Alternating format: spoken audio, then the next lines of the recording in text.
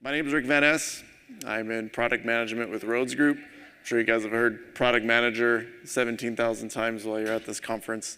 But specific to Rhodes Group, we are a wholly owned subsidiary of Tricor Reference Labs.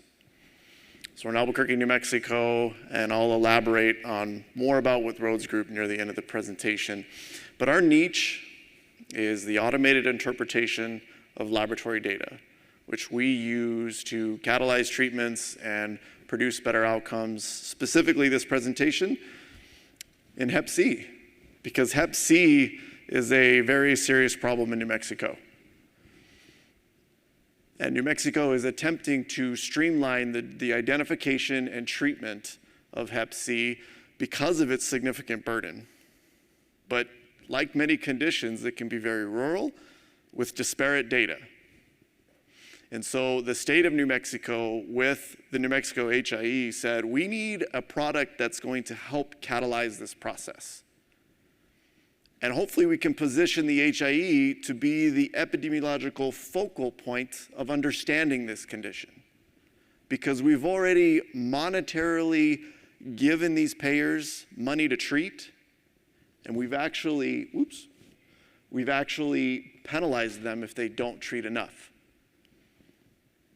which I'll elaborate on throughout this conversation. So I'll tell you a little bit about Hep C. My background is in pharmacy, but I'm not quite a pathologist, so I'm not looking for any hepatology questions. But I'll elaborate on Hep C, its burden in the US as well as New Mexico. And then we'll talk about this innovative collaboration we did with the HIE as well as the results of it. And then I can't help but do a shameless plug about Rhodes Group. So hepatitis C, it's a bloodborne pathogen. It was discovered in 1989. It's strongly linked to liver cancer as well as liver-related deaths. And it's transmitted primarily through healthcare exposure. So, blood banking as well as intravenous drug use. That's the two primary ways. And then of course it's small, but it can happen via sexually transmission. But the hardest thing about Hep C is it's known as a silent killer, because by the time someone begins to elicit symptoms, they're pretty far along in the progression of the disease. So how do you treat something or identify it if it's silent? Because the number of infections with Hep C has been increasing substantially over the last 20 years. Specifically, Hep C has outpaced all the other reportable infectious diseases and deaths. We're talking HIV, we're talking Hep B, we're talking infections that we all report to our public health entities, and Hep C is outpacing them combined in deaths. From 2010 to 2014, it actually increased by 250%. And even more alarming, what was known as a baby boomer condition, right? The CDC said screen everyone who's a baby boomer for Hep C, regardless of their previous behaviors. The CDC 2 years ago actually lowered that requirement to anyone above the age of 18, regardless of their behavior, should be screened for Hep C. So it doesn't matter whether you have a tattoo. It doesn't matter if you partook in Woodstock. You should get screened for Hep C. Because as you can see, a third of the recent infections are actually millennials, Generation X. Now, when we look at this crazy outbreak that's going on, we actually then start to look at, New Mexico. And New Mexico is actually in the top 5 of prevalence. It's a 2.5%. which estimates to about 25,000 individuals in the state of New Mexico are infected with Hep C. And it's been shown in the statistics that the rural areas have the highest average rates. So again, rural, disparate, underserved.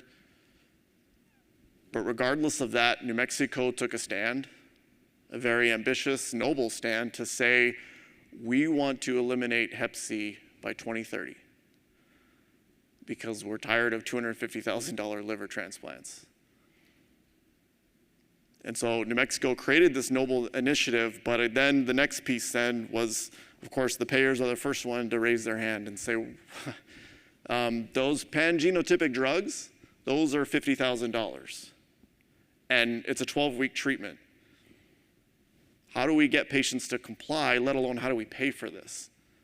And so New Mexico, a very poor state with roughly 43% in Medicaid, said, okay, we will pay for that. We will pay for treatment in Medicaid.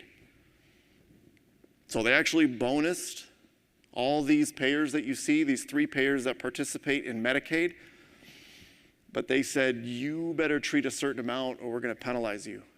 And that penalty is linked completely to their total compensation package. So Western Sky, a division of Centene, has 87,000 members in Medicaid in New Mexico. So their compensation is $348 million. If they do not treat roughly 200 to 220, it's a very complicated equation for that, they will fork out $1 million. Presbyterian, who has 5 times the members, has 5 times the penalty. So the monetary bonus is there to treat, the penalty is there to treat, and the payers are saying, we're not in the treatment market. So that got together the Alliance and the Coalition in New Mexico to say, well, okay, let's bring all these health systems, payers, providers, let's bring everyone together to align how we're going to treat this illness then. If the payer is on the hook, but they're shoving that money and that penalty down to the providers, then let's streamline the identification and eventual treatment. So they're going to say, let's remove barriers such as how complicated is the patient, how bad is their liver. We don't care whether they've passed sobriety tests. They should be treated. So what you're looking at on the left is what Montana requires. Do they have fibrosis or cirrhosis? Nope, don't treat them yet. Do they have a history of alcohol use or injectable drug use in the last 6 months? Yes, don't treat them yet. New Mexico just said, you know what, straight up, if you see the RNA in the bloodstream, if you've done a quantitation test and you've proven that this patient has the infection, treat them. So we've looked at the monetary perspective. Now we look at the provider perspective. Well, how do we easily streamline prior auth between these two parties? And so New Mexico said, well, all right, we're going to create a uniform HCV checklist that all practitioners must complete that just simply says, okay, have you done this in the last 6 months? Did you look for the infection? Great. Have you done just some liver status tests? Have you calculated their APRI and FIB? This doesn't dictate treatment, but it's necessary a method to say, okay, we're about to do an 8 or 12-week regimen on this patient. Let's just make sure that they're at least going to be engaged in their health somewhat. So if you order these labs within the 3 months, patient completes them, send this form in to your payer and your HSD, and we'll approve them for treatment. But very specific, all of these are clinical pathology labs, right? AST, ALT, bilirubin. How do you get all those with a large population that basically have a certain condition within them and access the healthcare system wherever they want, right? How do you aggregate all that data and put it in front of a provider who can fill out that form quickly, get that data to the right place so the patient can be treated? Hepatitis C, again, is very rural. It's very fragmented. How do you bring together that data right at the point of care? Well, that's where the state of New Mexico went to the HIE, Synchronous, and said, okay, you guys have a large data set. How can you help this? And the HIE said, we're not in the analytics game. Specifically, we're not in clinical analytics, which is what you're asking to do. So the state of New Mexico approached us because we have a lengthy history of translating lab results to action. We've shown reduction in preterm delivery, NICU occupancy, increase in diabetes care. So they came to us and said, can you make sense of this data and get it to all these individuals who can treat? Could you create a Hep C algorithm? And we said, sure we can. We are a wholly owned subsidiary of Tricor. We've got a huge familiarity with Hep C. We already have an algorithm that works with Hep C data. We've worked with one MCO to make sure they avoid that penalty. we'll roll it out on the HIE to make sure everyone is on the same page for treatment. Because our algorithm will look for screening, look for diagnosis, as well as see if they've been treated, if they've achieved SVR. We'll also take a look at all their history of labs to make sure it's within the last 3 months. We'll automatically calculate APRI and FIB, and we'll look to see if they have additional risks for complications like HIV. And if you're asking us to do it with the HIE, we now have medication data. So we can make sure that is the pangenotypic correct, or are they taking the wrong drug? And so to do that, I mentioned we're a wholly owned subsidiary of TriCor. So we've been functioning on TriCor's database, on their SQL area. When we got approached to say, well, no, we want you to take nearly all the lab data into Mexico, we said, wow, well, we're gonna need something that's really robust. We're gonna need something that can effectively translation map all these test codes. TriCor has 11 test codes specific to Hep C.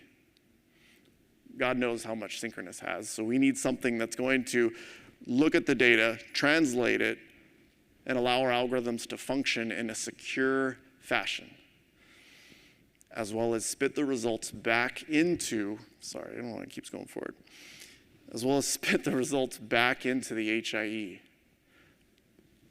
in front of the patient when they need it. So that was HealthShare, that was UCR, that is Health Insight. And this is actually the map we created, where if you see a healthcare organization, we'll give data to Synchronous, who's on the Amadeus platform. Sorry for that plug. But they literally told us, you know what, Rhodes, we can't give you all the lab data. We don't need to consent to everyone. We don't want to do that. You're not going to get all the lab data. We said, how are we going to do this if we don't have all the lab data? And we said, okay, fine. We'll take advantage of HealthShare's innovative connectivity and say, all right, via FHIR, we'll go in there and check to see if someone has all the liver tests. But we need to know who has had one recently. So we told Orion, just give us a daily file of someone who's had a liver-related test. Via FHIR, we'll go back into Orion, get their entire CCDA history, right? Put it in the UCR, put it in the feeder gateways to normalize it, and then we'll put our patent-pending algorithms in Health Insight to create this innovative setup to where we will literally tell the HIE back, no Hep C or Hep C. So when a provider searches for Jane Doe's in front of them, and the provider wants to know if they have Hep C, we'll put a link right there that says, yep, Hep C is present. Or if they haven't been screened or there's no history of Hep C, there'll be no link. There's nothing to click on. So we'll literally spit via FHIR back to them what we call a Hep C summary if they have Hep C or any indication of screening for Hep C. So we'll break it down whether they've been exposed, what their quantitation is, all their liver tests. We'll calculate APRI and FIB, if they have any risk factors or any medication, right in front of them on an easy page for them to print and adhere to the uniform checklist. Now, I think we all enjoyed, I think I could speak to a lot of people that we enjoyed Jess's presentation yesterday, user feedback. We actually went to a lot of clinics and said, what do you want? And they said, well, we would love just a summary. And we said, well, don't you want us to just fill this out for you? And they said, no, we got to print all the lab results. So if you could just do that, we'll fill this out because we'll just check the box, whether it's in 3 months or not, and we're good to go. I think we still envision filling this out, like it just doesn't make a lot of sense, but we're still working to monitor that. We're doing a published study with 2 clinics to see if they're more efficient. So we still have a little ways to go, but that was the resultant product. So the question now is, what are the results? So I mentioned we're a wholly owned subsidiary of TriCor. That's 1 lab facility. I mentioned they've got 11 test codes. Now they're a fairly large lab. It's estimated they're about 50 to 60% New Mexico. Well, we could already call our CEO's bluff and say, no, you're actually 40%.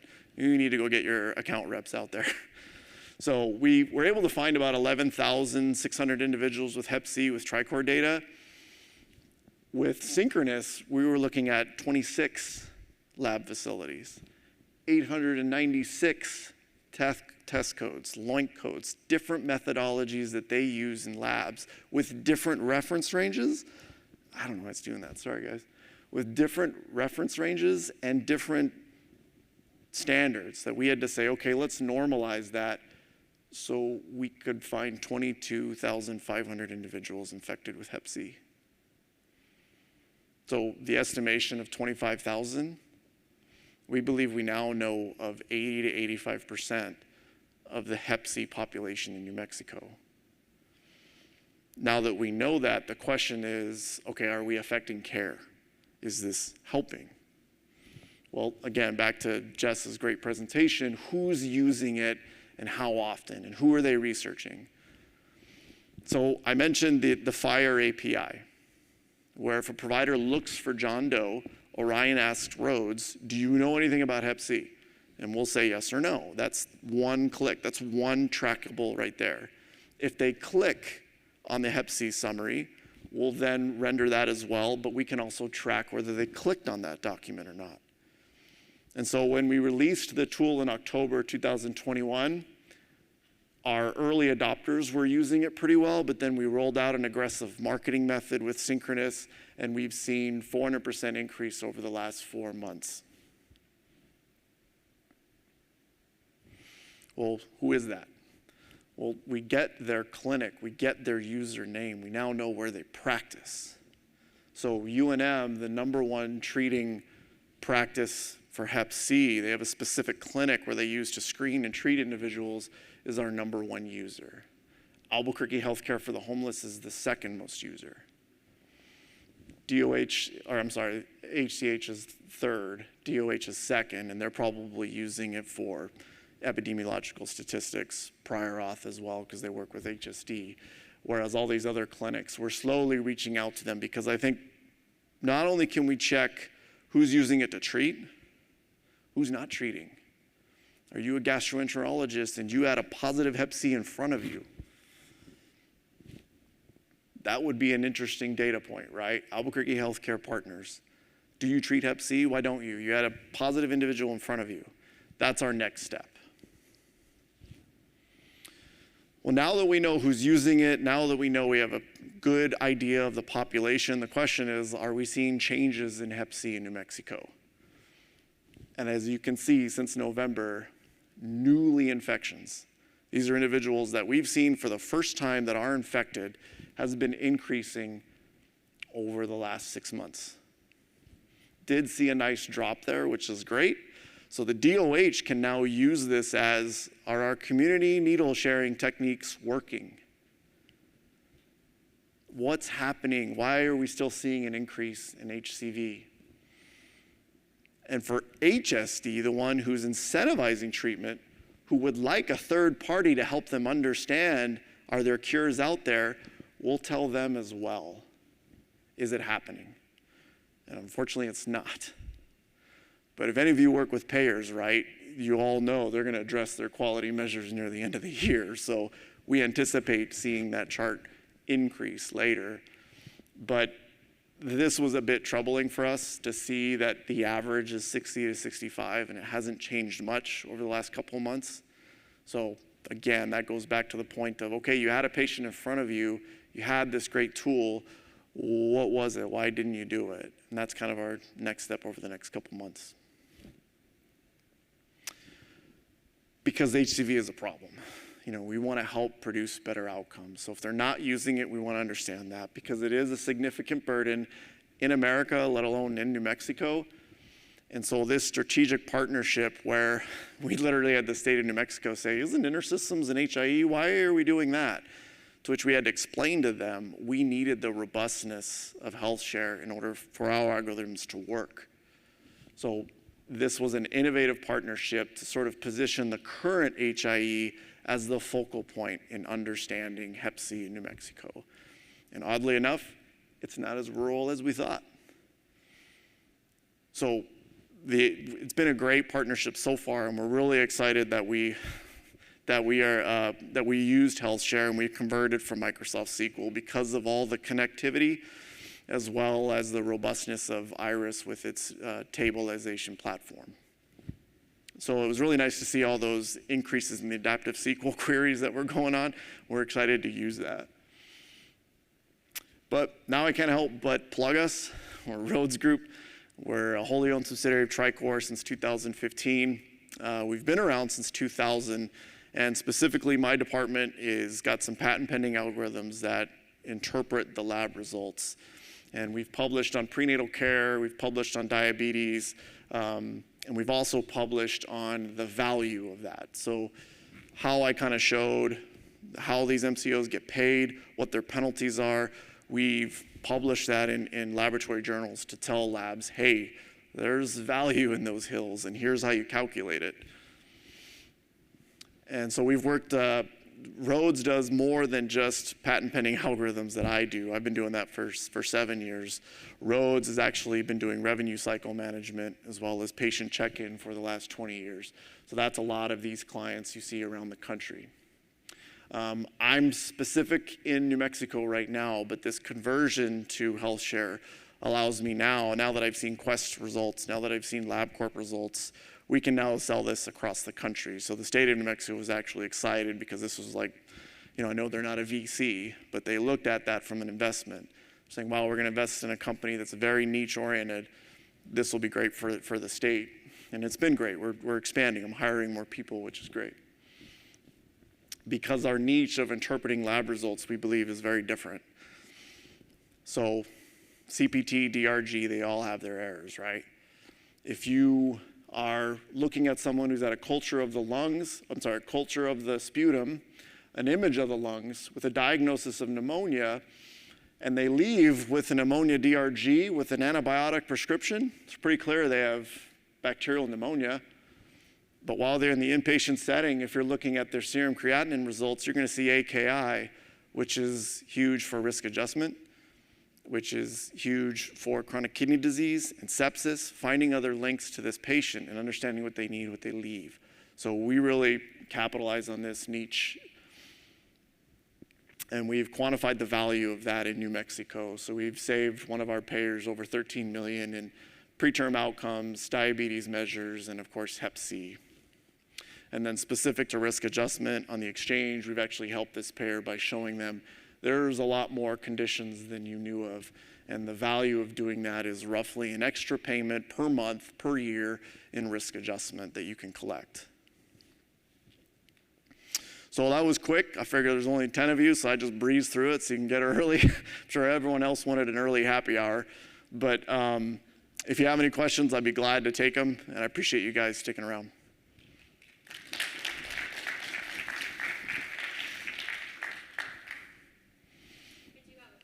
Yes, ma'am. Can you go back to the slide by any chance that had the data flow?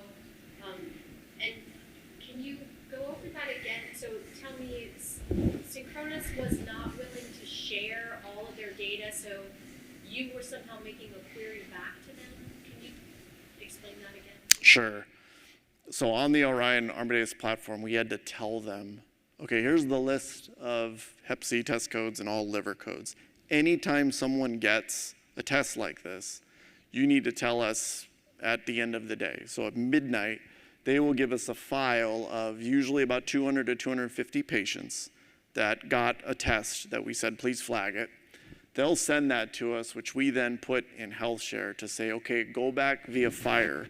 Go back to Orion and say, okay, Jane Doe had antibody test. Get her entire record and bring it into UCR as well as Health Insights so we can interpret that and say, okay, they had antibody, they had quantitation somewhere else, they had all these liver tests somewhere else.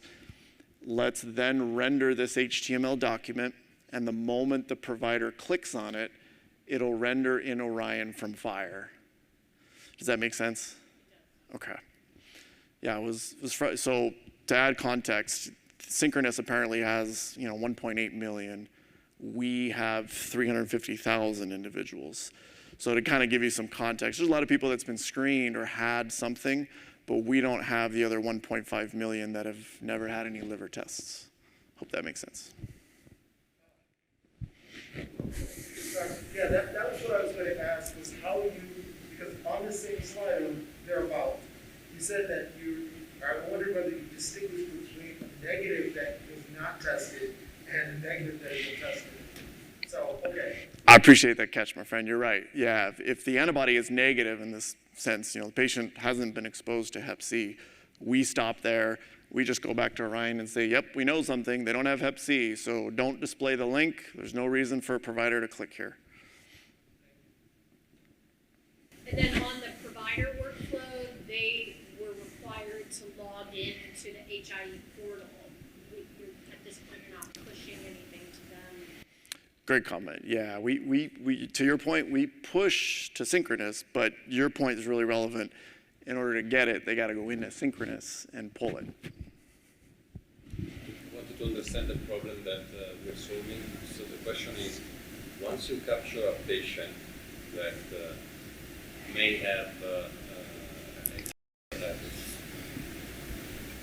is it that the patient has been diagnosed but we want to collect the information, or are you also capturing misdiagnosis?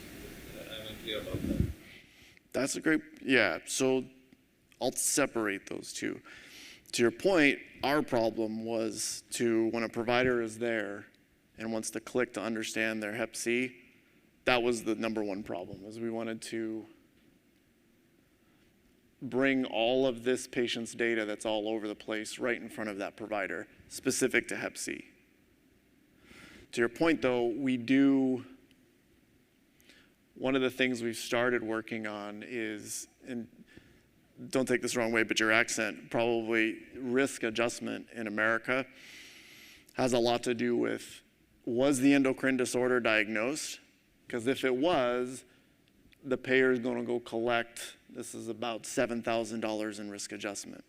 So we use this for the payers to help them with risk adjustment, but exactly where your point is, we've actually then reversed that back into providers and say, hey, that patient had a factor VIII test that was positive, that's a hematological disorder, and you didn't code it.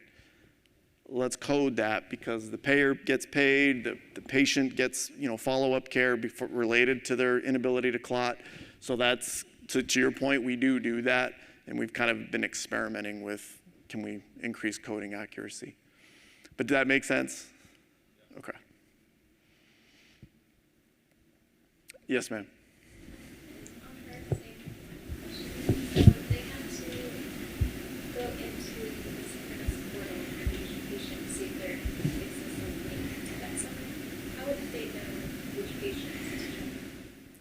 So that's a good question. So if the patient shows up to the gastroenterologist clinic and the provider is working in Epic and they say, man, it'd be great to have your entire history because I only see what's in Epic within our delivery system, they would then have to go into the HIE to get the entire clinical history.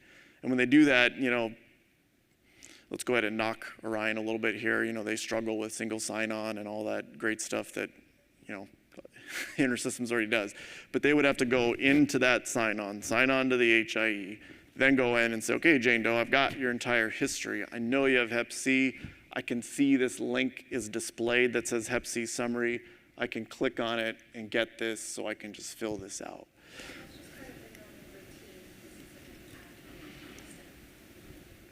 Yeah, you'd hope so.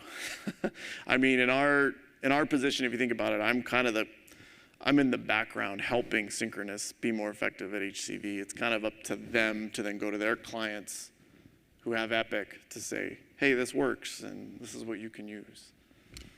I'll educate them and say, hey, we're seeing great use, We're seeing great use of the tool specific to the clinics, but who's not using the tool and had an opportunity to use the tool? That's our next step, is to focus their marketing. To your point, let's make it part of the workflow more for individuals that are not using it. It's always great to see a practical use over a period of time. What would you tell clients that you learned through the implementation process, and what's next?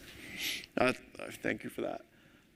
The biggest thing we learned is the nimbleness of HealthShare. So if anyone knows HIEs, there's a huge amount of funding to help them, get more valuable. Like a lot of HIEs took advantage of this funding from the government. New Mexico specifically had 7 use cases, right, to improve their value. So they hired literally 5 different vendors, some that do different things. We were the only vendor to complete on time with not a lot of onus on Orion, because we just said, you're not going to give us all the data? Fine, just tell us who has a hep C test. We'll fire back and take care of it. We were the only vendor to complete on time because of the nimbleness and the malleability of all these tools that allowed our algorithms to run. And it was just, we did it really, really well. Now our next step is actually the state of New Mexico then pulled the trigger on another set of funds for us to do prenatal. So this article right here sort of opened New Mexico, pompously, right, conceitedly, this article opened New Mexico's eyes because 72% of New Mexico's births are Medicaid. And so they're tired of paying for preterm delivery and NICU. So they called us up and said, hey, can you do that for the entire state? And that's what we hope to get started on October 1st. It's going to be a lot more test codes because standard op is, childbearing age, let's do a pregnancy test before we do anything. So it's going to be a lot more difficult, but because of all those innovative ways HealthShare allows us to interact with other systems, we're way confident that we're going to be just fine. Anyways, all right, any more questions? I appreciate. Yes, ma'am.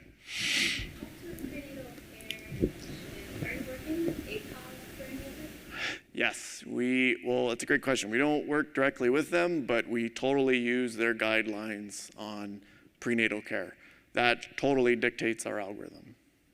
And I love your question. We've dabbled a little bit in artificial intelligence, but to me in healthcare, if, someone's got to get paid for that test, and if a machine said to order that test, no one gets paid. So we haven't got a lot in artificial intelligence. All our algorithms function completely off guidelines like ACOG.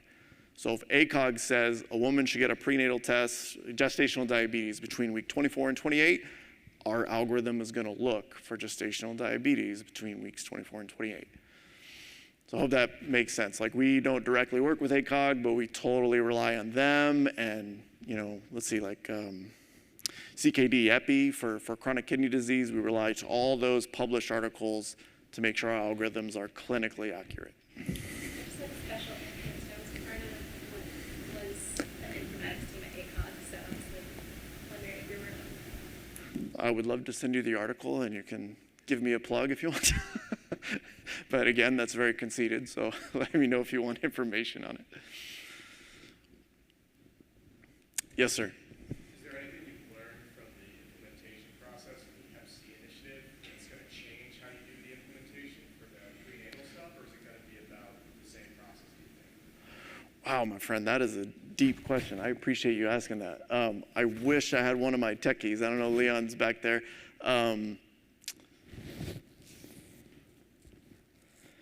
Man, my friend, that's a really good question.